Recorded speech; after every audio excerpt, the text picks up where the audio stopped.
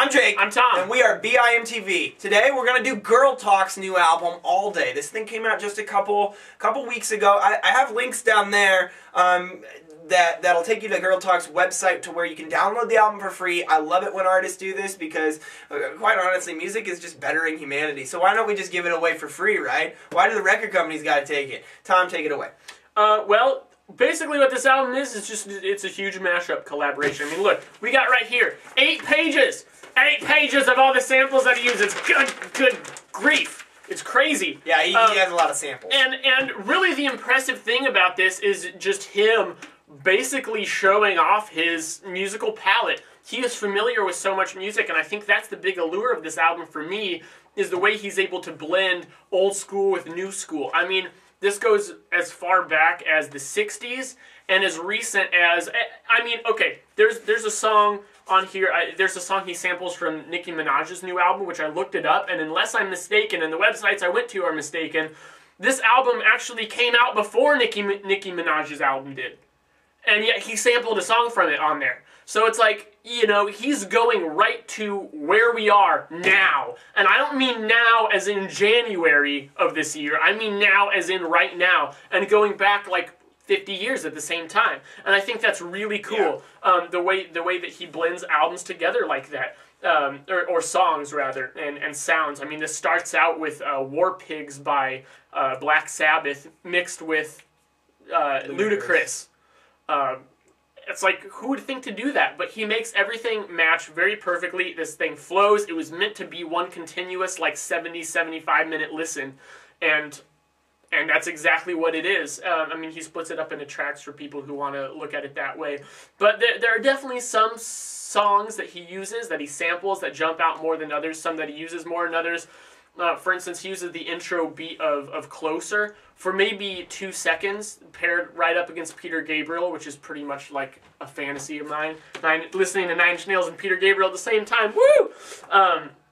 But at the same time, my biggest complaint about this album, well, okay, first I just want to say this. When we grade this album, we can't really grade it based on the rest of the stuff that we do and on our regular scale, because it's not a regular album. The songwriting element is pretty much eliminated from this. What this is it's music to serve a purpose. It's music to party to dance to just listen to and be intrigued by how he's able to do what he does. And it's incredibly fun for that purpose. Exactly, for that purpose. But at the same time, that purpose takes away the songwriting aspect. It takes away a lot of the mood aspect that we look into, and basically just looks at the function and whether he was able to execute it. Right. And because it's all about how he composes the different samples. Exactly, exactly, and how he makes them flow. And for that, I mean, top notch, great. My only complaint, that being said, is that I think too much on this album he follows the formula of taking an offbeat random rock song, whether it be In the Meantime by Space Hog, or Radiohead's Creep, or Beck's Loser, and puts rap on top of it. I think too much there's just rap on top of a rock or pop song that you wouldn't think would have rap on top of it. And that's kind of gimmicky. Yeah. I wish that I would have heard more of the rock vocals in there, which he does a little bit with like Creep, and some of them, but not enough. I wish I would have, instead of it being a mashup where it's so focused on the rap, I would have liked to have seen him mash up 2 rock songs, or you know, some other genres in there, and not have it be quite so focused on just okay, well, let's take this rap song and put and instead of the regular beat it has, put a different song underneath it. Right. I'm really kind of blown away on the compositional aspect. I mean, when I really think about it, if I were to try to sit and recreate what he's doing, it would take forever. I mean, this would be all I do for a year or so. And that's really saying something. So, you know, I think there's a lot to be said for that. Now, I kind of viewed it as a general listening experience, you know, when I went to his website and saw, you know, he has a line that says track by track or just the whole thing, and he asked, you know, that people listen to the whole thing because it's meant to be one universal kind of straight through listen. I give a lot of credit to that. Now, but you gotta grade it as a straight through listen then.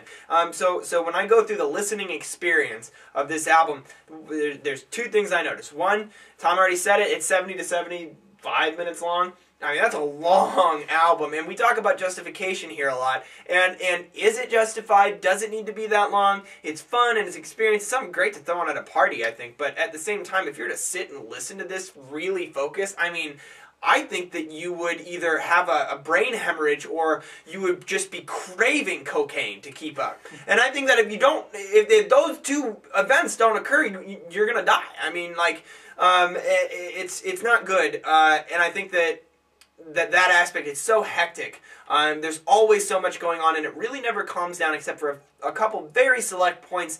And that brings me to my second point, which there's just a general lack of dynamics on this thing. Mm-hmm. And even in a mashup album, I feel like you could still incorporate some compositional dynamics in there, and it's just not present. It's just all crazy, fast, and loud the whole time. It's just like, it sounds like kind of an extended 75-minute commercial at times. And that's something that bothers me about it. And I think that just the length, it gets kind of taxing. I definitely favor the front half rather than the back half because there's just not enough variety in the sound. Dynamics, what Tom mentioned about how it's more catering towards the rap, which is traditional for girl talk. It would have been nice to see a little bit more experimentalism in it, I guess. Mm-hmm. I mean, if that makes any sense with a mashup artist. But other than that, I mean, I still think it's very, very well done. So, but that's where I stand on it, Tom. Anything else you want to throw in there? No, I pretty much said everything I want to. So what do you guys think? Can you dig the whole thing? Can you listen to it straight through? And then tell us what your favorite sample is, because there's a crap ton of them. And I know that personally, my favorite one was Gorillas for sure. And then Wake Up and Idiotech were in the same track, and that was awesome. But then they also sampled Creep, and I wanted to vomit. So it was all the same thing to me, but I'm interested to hear what you guys think. I'm thinking I'm going to go 73 on this one, Tom. I'm going to go even 70. Nice. So what do you guys think? Let us know. Thanks for watching. I'm Jake. I'm Tom. We are VIMTV Movie Music Critique Forward.